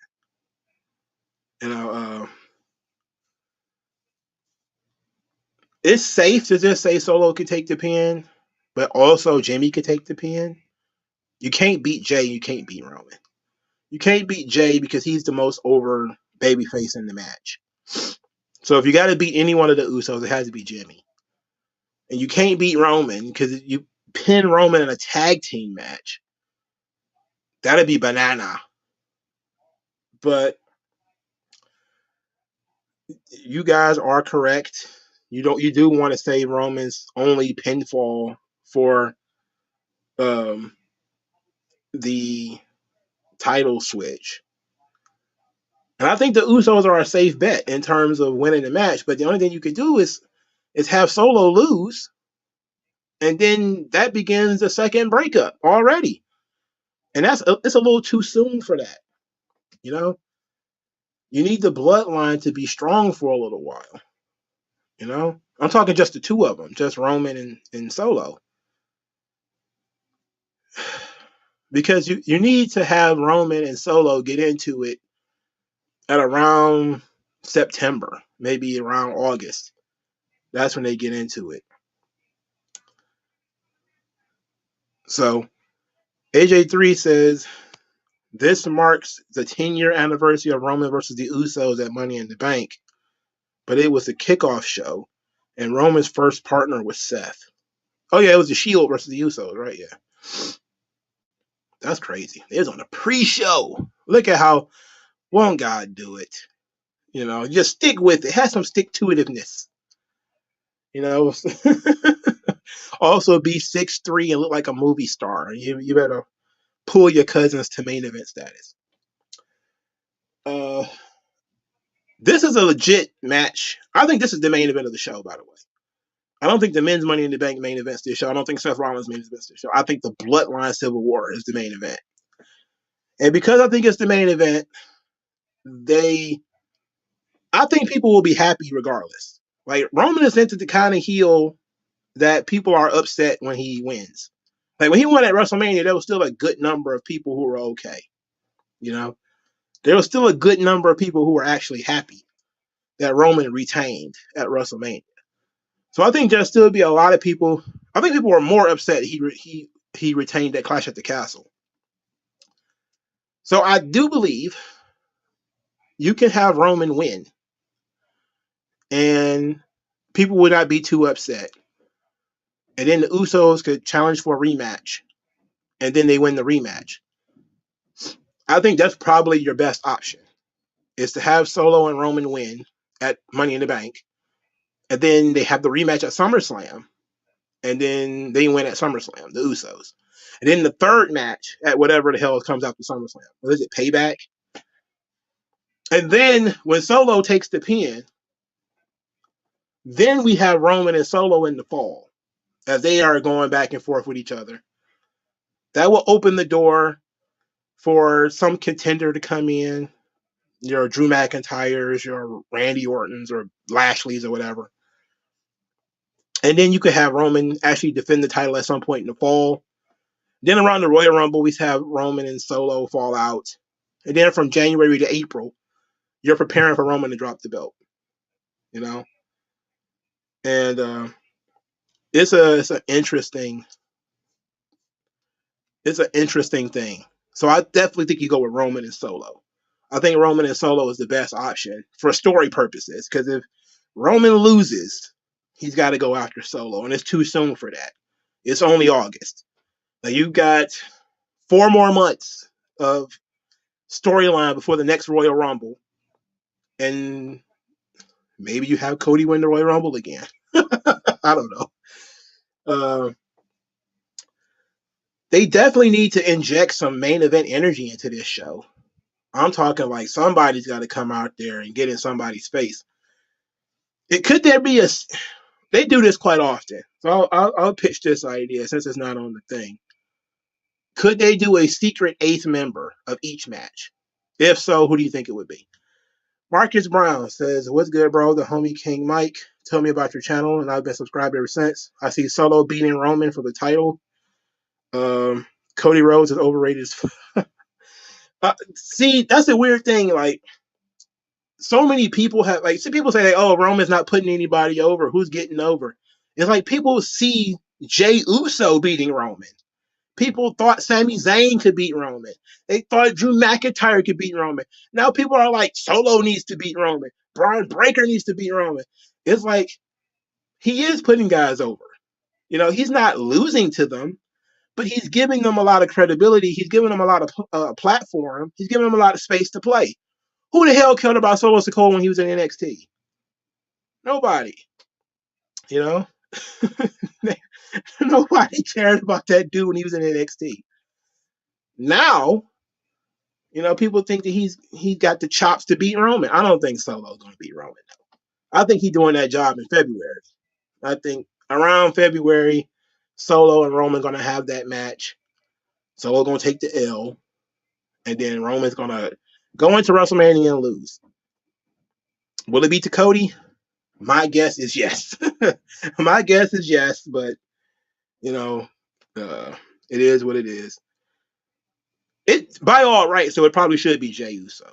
If we're being honest, if I write the story, it would be Jey, because the end hangs on the beginning, you know. And I think Jey has a lot of potential as a solo act. Ike Dedon said they gave up the secret eighth member with Logan Paul. Not what? Not really. In a way they did. In a way they didn't. Because usually they'll have the extra guy come out the day of. But who would he be except like Bad Bunny or something like that? You know, it wouldn't beat anybody. Drew McIntyre comes in, wins Money in the Bank. I don't know. It's impossible, I guess. Is it? He's a main event guy. I think people would be pissed because they got that. Again, sometimes I did it again today. You have your mind set on something. It's like I took it out. It's gonna be there when I get at home. I'm gonna tear into that hamburger. I'm gonna tear into that steak. And then you get in there and your brother, your cousin, somebody and ate it, your girlfriend or something. You're like, no! That's what would happen if like Drew McIntyre came out of nowhere and run Money in the Bank. Everybody's got their mouth fixed for LA Knight. And then Drew McIntyre comes out of nowhere, you know, wins in England, which is that technically would be a make good for him losing in Wales last year, that he just surprised wins Money in the Bank in England this year. But him being the secret eighth guy, I think it would be fun, but I think you might as well just do the right thing, man. Just do the right thing, I guess. Stick it the way that it is. It doesn't seem like Triple H cares about things like secret guys, secret run-in guys and stuff. And plus, it's kind of heelish to come in at the last minute and win, which is why it works so well for Austin Theory and Brock. Like it works wonders. TN Pyro says, or Drew can just come back and attack Seth. Well, that's true. He could do that. Yeah, he could come back and turn heel on Seth. That would work. I think Seth needs that. He needs somebody to dance with. All right, did we go through all the matches? I think we went through all the matches. I do believe that was everything. Okay, so let's go through it. Stipulations. Men's Money in the Bank ladder match. I am picking LA Knight, even though I do respect the Logan Paul choice. The women's Money in the Bank match, I'm going to go with Io Sky, but my long shot is Trish Stratus. Cody Rhodes versus Dominic Mysterio. Definitely going to go with Cody. Rhea being in Dominic's corner ought to be fun. I'm pretty sure they may do something slick. You think that maybe Cody would hit Crossroads on Rhea Ripley or something like that? Seth Rollins versus Finn Balor for the World Heavyweight Championship. I think it's pretty safe to say Finn Balor. Seth Rollins.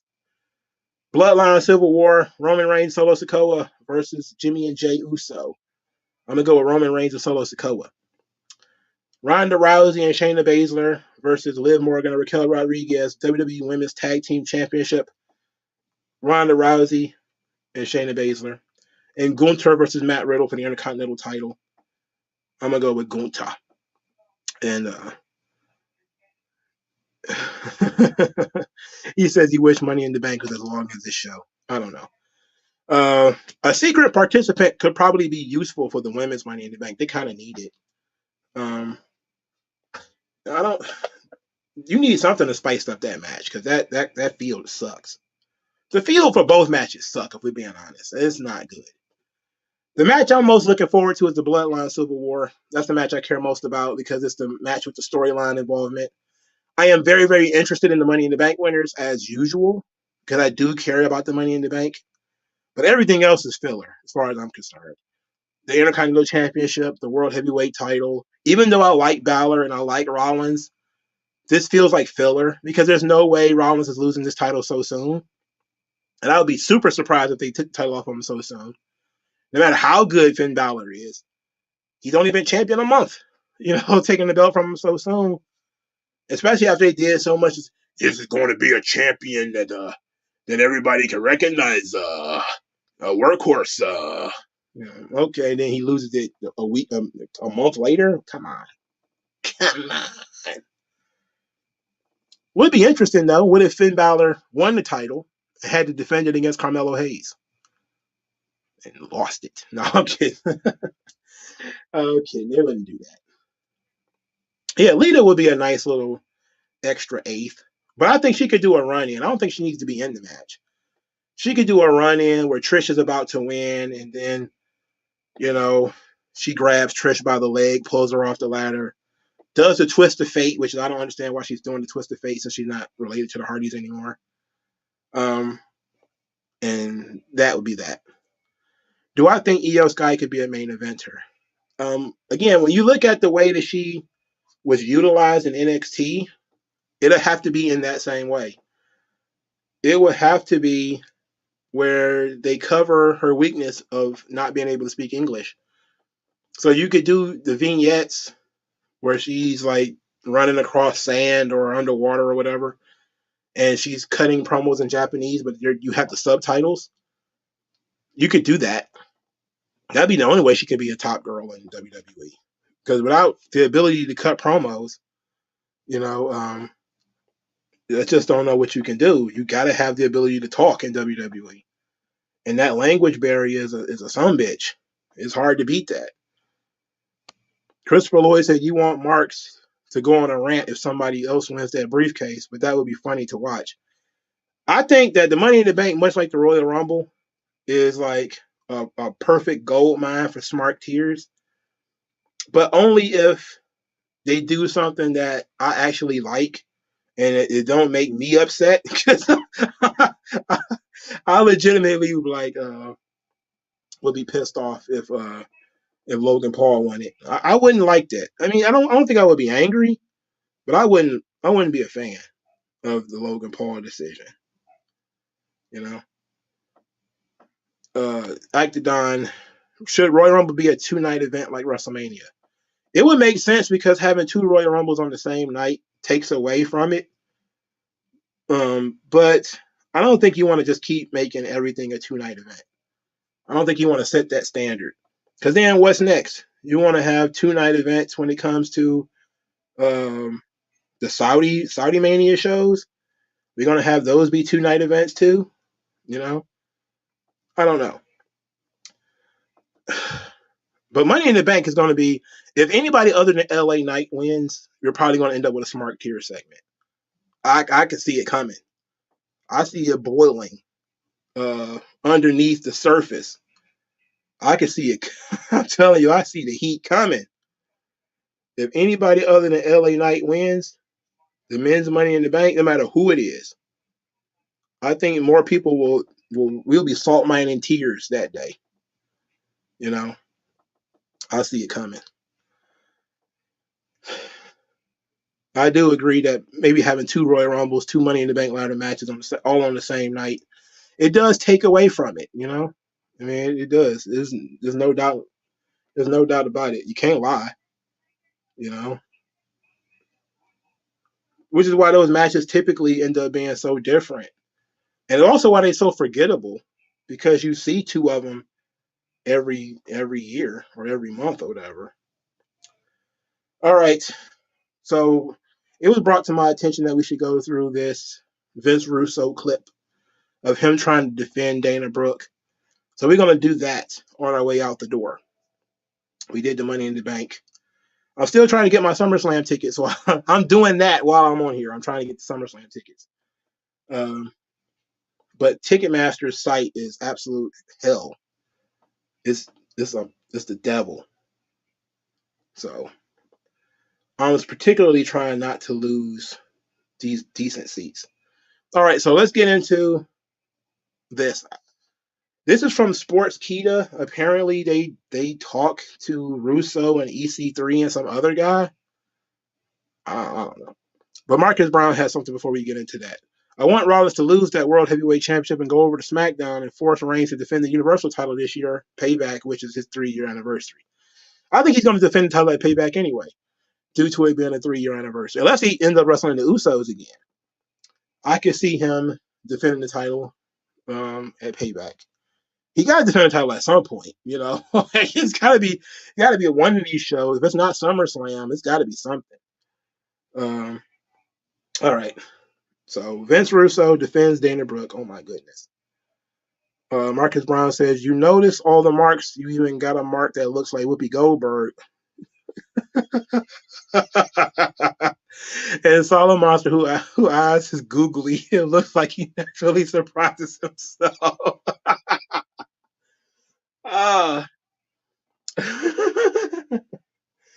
That first guy, man, when his tweets come across my timeline, man, I'm always dumbfounded by his ridiculousness.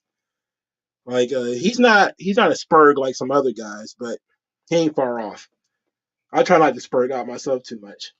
But when you got 2.0 and Dana Brooke and all them on your show, what more do you expect from me? You're asking me to have the patience of Job at that point. I just don't got it in me. When you got bums on your show and it's full of bums, like I didn't notice how negative my review of Dynamite was until I uploaded it. And I was like, damn, I hate this show. Because I already didn't like it. But then it just proceeded to stack all these garbage individuals on top of each other. It was awful. Oh God, it was terrible. Yeah, where is Bobby Lashley? Good question. He's working a house show, so he's not injured. Triple H just doesn't want to use him, I guess. What? All right, I'm about to play the audio because I've heard this, and really Russo has nothing to add to this conversation. But for those of you who don't want to listen to this, I'm going to play it anyway. So here is Vince Russo. They got some ellipses and ellipses. All right, so that has, as of this recording, that has got nearly 9,000 likes. It has gotten 1.5 million traffic, amount of traffic for viewers. And it's got over 2,500 comments and nearly 1,000 retweets. So from one tweet, she got herself more over than her entire pro wrestling career in WWE. And there's a lot of people who supported her very much. And Vince Russo was one of those people who supported Dana Brooke. And you said what, Vince? I'll let you read your tweet that you said. I got to find it. Okay, you got it there, Chris? Yeah, because I have to look for it. Here you go. I'll Wait, this guy's a doctor? He's a doctor of what? Is he a doctor like Dr. Dre is a doctor? His name is Dr. Chris. He's a doctor of what? Does anybody know? Is he like a gynecologist? A pharmacologist? An oncologist? A surgeon? Or is he like a dude with like a doctorate in English? You know? I don't know. I'll send this to you now. Actually, in the comments. Yep. Private chat. There you go. Okay. All right. It's hot. I'm on it right now. Yep. All right. My tweet was, let's see. Don't listen to. Chris, am I allowed to say that word? I know you don't like that. Yes. Okay. Arch is good. Don't listen to these ass clowns. They have no idea what you're up against. Oh, you said another one. You said two. You said two. So you gave her 2 tweets. Oh, there was another. There was a first one. Yep, there was a first one. You said. She goes, all right. Oh my goodness, EC3 is here. I didn't even notice him. I'm looking at your screen and didn't notice EC3. Shit. Yeah, you think I said what Chris just said? And I said, I don't. I know you work your arse off. Bro, come on, man. Anyone. I don't know Dana Brooke from a hole in the wall. If you don't look at this woman and don't understand that she works her arse off, bro, and she is committed to what she does, bro, how many times they've changed her character 15 ways over, and she's just working her arse off trying to get over. Anybody can see that. Anybody. Wait a minute. You listen to what he's saying. She's working her arse off. They keep changing her character, and man, she just keeps working her arse off. How? That's my question. Like, how? This is awful. He literally is not saying anything. He's not telling me why. Like, everybody works hard. This fallacy that we have to support people because they work hard is like, everybody works hard. Everybody, even the job guys, everybody works hard. What is this? Why is this? What's happening here? Why don't he get to the goddamn point? I don't understand what's going on. Look, the clip started with them trying to go through this. Get to the fucking point. Why do you support Dana Brooke? She's just working her arse off, bro. She's working her arse off. They all are, man. Drew Gulak works his ass off too. Everybody who goes to the gym and does this stuff, but I don't know. I guess we have to listen to this and figure out why he's throwing his weight behind Dana Brooke. And then he claims he doesn't know who Dana Brooke is. Like, he doesn't really know her. So why are you jumping out the window to defend her if you don't know who she is? What is going on? I'm dumbfounded. Let's see if we can figure this thing out. So that was the first thing I said. I know you. This music is super annoying. Super annoying. You're awesome. She goes, thank you. I respect. You know the deal. And I said, don't listen to these ass clowns. They have no idea what you're up against. Not even knowing you, I could tell that you're one of those special people who just try to be the best you can every day. There's only one person you have to make proud, and you are doing that. God bless. And that's what I. That's what I tweeted. Yeah, and I don't know her. Oh, good guy Vince Russo all of a sudden. God bless you. You're just trying to make yourself happy. What's going on? Why? Methinks Vince Russo got a little tingle in his dangle, and that's why he's supporting Dana Brooke. It's the only thing that makes sense. She's a hot blonde with big knockers. That's reason enough. She worked her ass off with the fake boobs and the face surgery. Because damn show can't be anything else. And please get to the goddamn point. And what is EC3 doing here? Does he have anything to say? He hasn't said anything yet. Bro, but it's like, Chris, like, who are these ass clowns? And this music is very annoying. I'll say that again. Sounds like seriously, bro. Like, she's gonna let these people get to her. First, I don't know how to get you back. There you are. She's gonna let these people get to her that have done absolutely nothing in their miserable lives. What really bothered me more than anything, bro, is it got to her. You know what I'm saying? You could tell it got to her. You could tell she had the match, and she already knows, oh my God, they're going to bury me. Then she goes online, and there's hundreds and comments, and I'm like, oh man, they got to her. But I just wanted to say, who are these people getting to you? Who are these people getting to you? These are people that want to be you. He is it started, the very beginning was about Dana Brooke being upset at people saying that she sucked online. That's what he's responding to. Why this video started without mentioning that, or I don't know. But there's where we are in this situation. Here's my thing. I don't know how much more of this I can take. So what if she's upset? Why do you care that Dana Brooke is upset? Isn't this the guy who makes snap judgments about people the first time he saw them? Like he made a snap comment about Zoe Stark. He saw her one time. All of a sudden, she sucks. What is she doing here? Dakota Kai sucks. And he doesn't really watch the show. The only thing I can think of, and look, at least in the ring, Dakota Kai is better than Dana Brooke. I don't like Dakota Kai, by the way. Zoe Stark is better than Dana Brooke. I don't like Zoe Stark. But why is he, Tarzan, swinging on the pole for Dana Brooke? The only response I got is he probably reminds her of Sable. Reminds him of Sable. That's the only thing I can think of. Man, please explain yourself.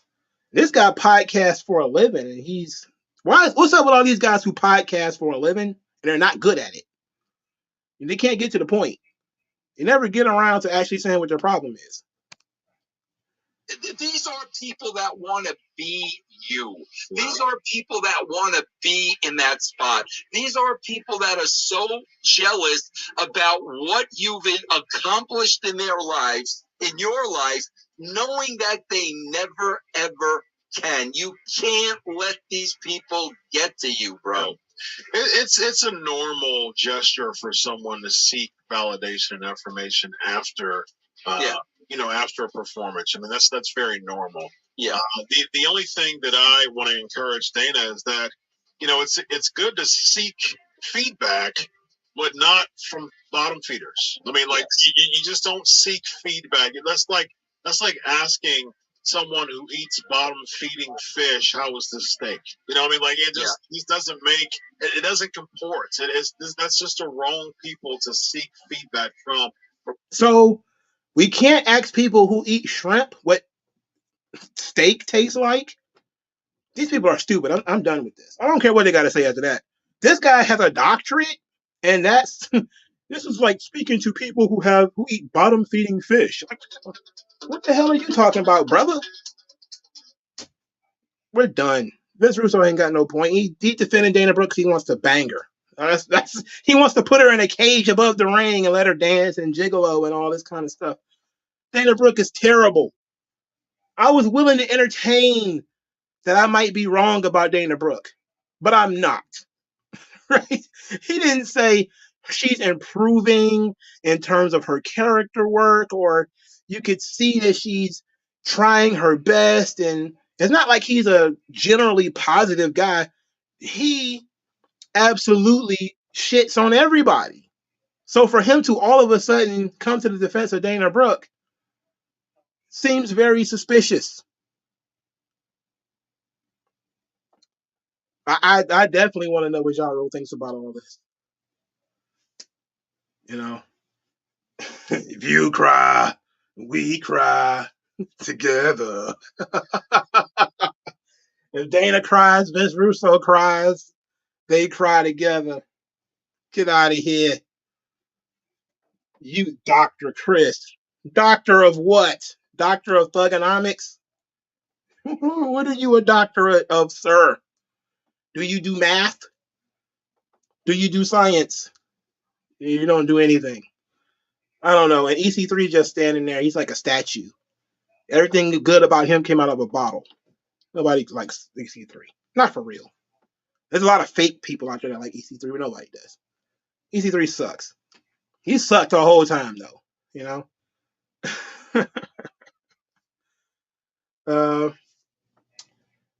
That's pretty much it. We did the predictions. Oh no, we gotta do one more thing.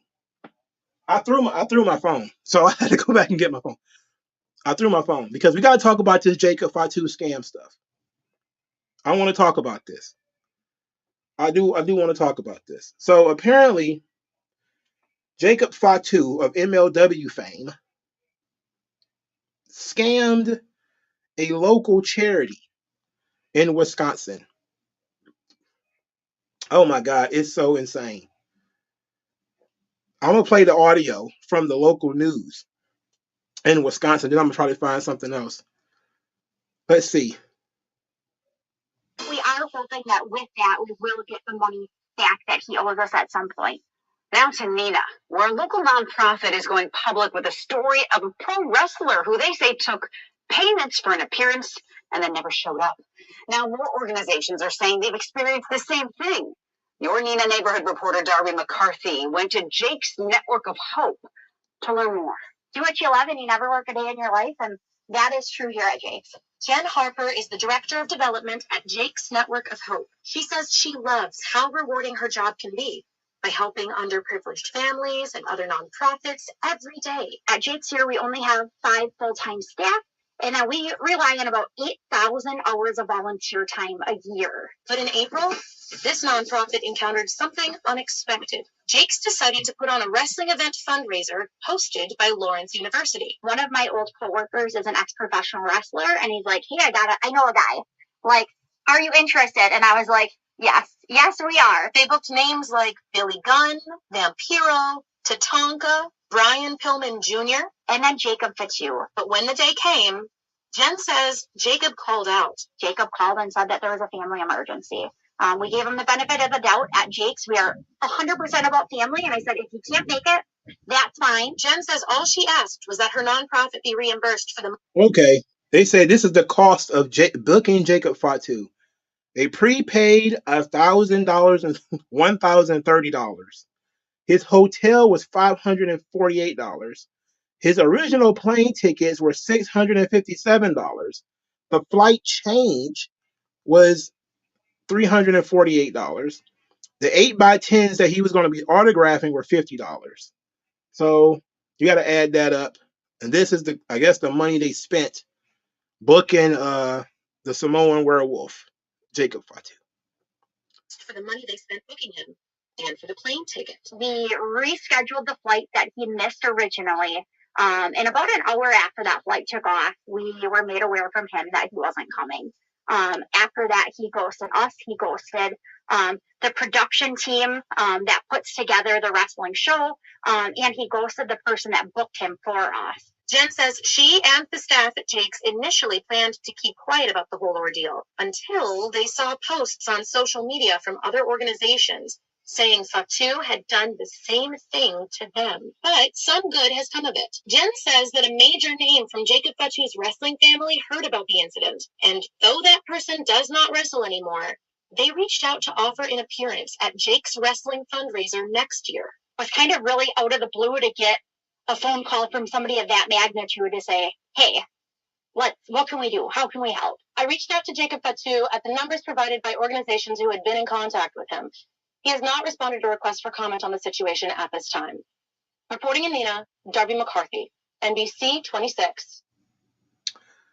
Oh, brother. So somebody from his family is going to make good on his behalf. Everybody thinks it's The Rock. I don't know why you would think it's The Rock. Why would The Rock give a goddamn about what Jacob Fatu is doing?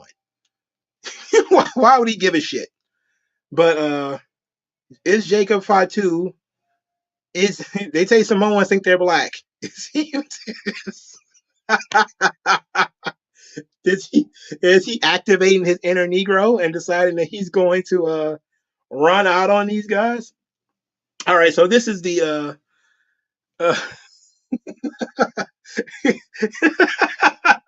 I shouldn't say that. I love black people. This is the story from Reddit. It says, I'm associated with a nonprofit in northeastern Wisconsin, Jacob's Network of Hope. A few months ago, our charity, along with local wrestling organization, put on a wrestling show. One of the wrestlers hired was Jacob Fatu. Unfortunately, on the day of the event, he no-showed it. Jakes was told by Mr. Fatu that it was, quote, a family emergency. However, it was later discovered that this was a lie. And after further investigation, it was found out that he had also done this to multiple organizations, not other charities, as far as we know. Mr. Fatu has since failed to pay back the charity what he took for the event. I don't post a lot on Reddit, but I'm doing so because I'm a massive fan of wrestling, and also because I think this type of behavior is abhorrent. I love a good heel, but stealing from a small charity, this ain't it. Side note, Vampiro was at the event and cut a promo for Jake's. The dude is a class act and just a super nice human. Billy Gunn was also there, nothing negative to say, was cool with working with the local wrestlers and actually showed up. Tatanka also hit on my fiance, but I can't be mad at that. It's Tatanka, and I love 90s WWF. So this guy he's something special. He's a special kind of cuck. He's a very special kind of cuck. So this whole thing is blowing up. It's Jacob Fatu stole over $2,500 from these people. I'm trying to find some more details because this is absolutely hilarious.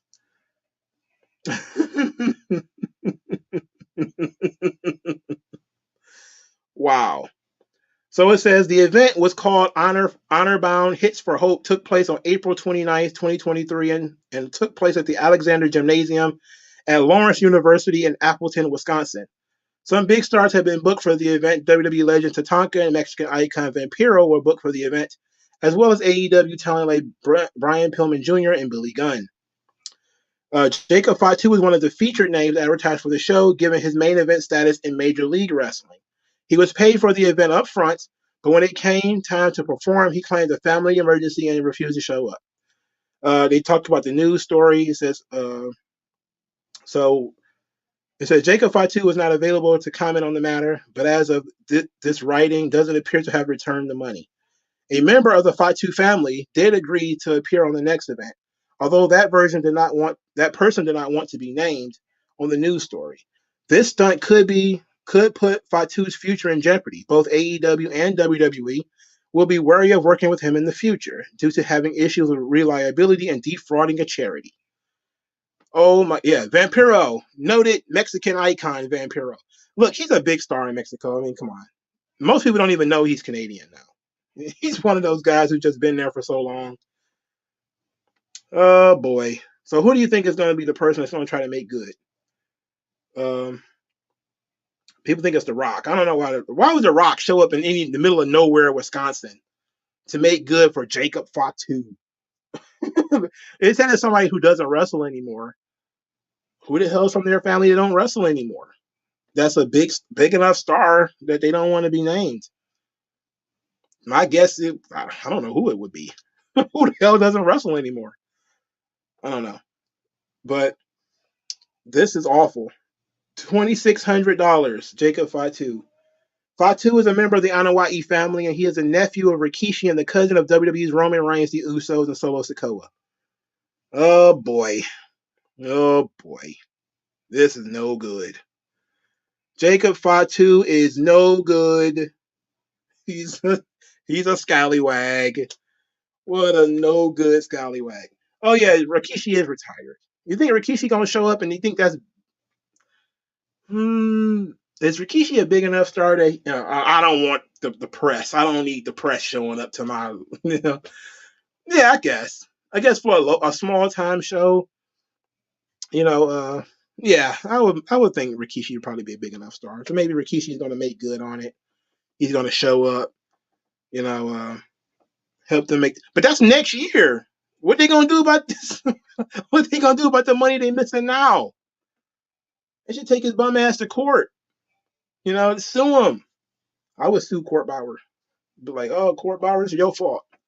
We'll sue you for $500,000. No. This is scumbag behavior, though. This is absolute scumbag behavior. If it's true, I'm always willing to give a guy the benefit of the doubt. He hasn't said anything. Apparently, this thing happened 2 months ago, and we're just now hearing about it. But apparently, he does this to people. He decides to no-show events. That's crazy. Like, that's crazy. Well, as a wrestler, you absolutely cannot no-show events. Like, don't these guys know that you're an independent contractor? Even if you were an employee, you can't no-show. But no-showing as an independent contractor, that's the death knell of your credibility. Nobody can take you seriously. If you are hired to paint somebody's house and then you don't show up, oh my God. Or you don't finish the job. Which has happened to my mom quite often, because she likes to use these off-brand dudes, like, guys who like half a crackhead. Or he he gonna, put the lighting in the kitchen, and she be waiting 6 months for that fucking guy to show up. You come across like a drug addict when you do stuff like this. When I want to get paid up front, and if you get paid up front and you don't show up, that's crackhead behavior. You know what I'm saying? A man should stand on his honor. You say you're gonna be somewhere, you need to be there. Even if you feel like it wasn't enough money, even if you feel like it was a small show and it don't matter, you agreed to do it. So you gotta do it. AJ3 says Dr. Chris Featherstone is his name, and he is a forensic psychologist, apologist, journalist, and a Christian DJ. Is he like one of these Cherokee or something? Why you got a name like Featherstone? Okay. So he's a forensic psychologist. Interesting. Right. Like, don't deliver my weed. See if I call you again. It's inevitable that he was going to get caught doing this. Like if he made this a habit, it's inevitable that he was going to get caught doing this.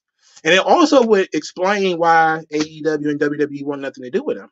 Not just because he's under this ridiculous contract with MLW, but also if he's got reliability issues, maybe that's why they like, look, we're gonna book this guy for. He doesn't show up for, butt tucky wrestling that he agreed to do. Why in the world would you think he's gonna show up for you when he gets in a bad mood or a bad attitude or whatever? He could at least said he was injured. Like, oh, I'm sorry, I got hurt. I'll send you your money back. But it wouldn't have been worth the scam then. So my thing is now, if you're Jacob Fatu, man, what did you do? You send the money back and to basically admit guilt? Do you put out a statement saying that you didn't do it? Like, what do you do? These are small town jabroni, what's the name of the town from the Andy Griffith show? That's these people. They're really small town folk. They don't really know who you are. They're willing to give you money because somebody who's a wrestling fan knows who you are. They don't know you. So it's not like they were out to get you or anything like that. Real trash behavior, if true. It's Mayberry. Yeah, Mayberry white folks. That's exactly what's happening here. These people are like, it's only 5 of us here in this entire big warehouse, and we spend a lot of time volunteering. It's like, oh, well, great. I still didn't get the gist of what you did, but like, what does your charity do exactly? But we help underprivileged youth, and I'm like, okay, everybody does, I guess. In any event, they put on a wrestling show. They had some scenes from it. Vampiro showed up, Billy Gunn showed up. They hugged the kids and signed autographs. It was likely not much. You're not gonna go out there and kill yourself and do a 450 moonsault through a table on broken glass. So it probably would have been an easy paycheck. They don't know nothing about a wrestling show, man. It's just an event that they're putting on to make money. That's it. It's no different than they'd have done a bake sale or something like that. Why you had to scam them? Like, scam Court Bauer if you're gonna scam somebody. That's a scam artist for you. Scam that bum Master P who owns House of Glory. Scam that bum if you're gonna scam somebody. Why scam the little Mayberry white folks? They ain't doing nothing. There's plenty of big time some bitches that you could scam out of a lot more money. But maybe it was the fact that it was a small show they thought nobody would notice. And that he's not really a super big time wrestler. So maybe they figured he wouldn't have noticed. But we noticed. Oh, it's not a big deal yet, but it will be eventually. All right, man, I'm hot. I need to turn the fans and the air conditioner and everything up. Thank you, everybody, for showing up. We're going to enjoy SmackDown and Money in the Bank. Probably has some a lot of people upset. Yeah, No Limit scamming ass Master P. Scam that dude like he scammed Mia X. Not Mia. Was it Mia X? No. Was it Mia X? And everybody who wasn't named Miller, he scammed them. So even scammed some of the people named Miller, according to C Murder. But uh, it's whack, man. You're a man. You got to be a man of your word. Stand on your own. All right. Thank you guys for your time. I'll talk to you guys later. Peace out.